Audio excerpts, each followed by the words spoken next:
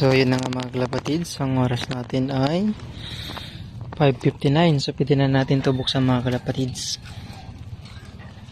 Prepare na natin sila.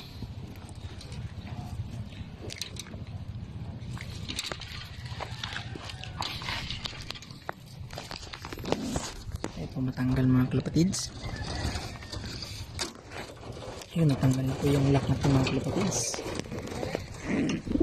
Sila ay bibitawan na natin. Kasi yung oras ay 6.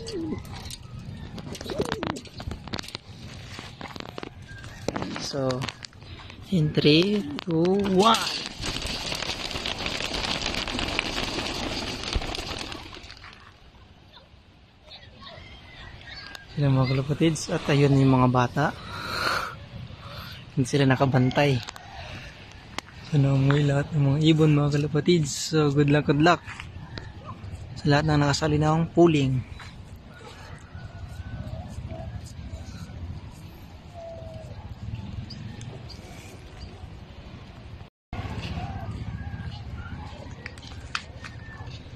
At yun nga yung mga bata mga kalapatids, tumatakbo pa uwi para magbitaw ata yan ng ibon nila. Pero wala na, mataas na ibon natin mga kalapatids.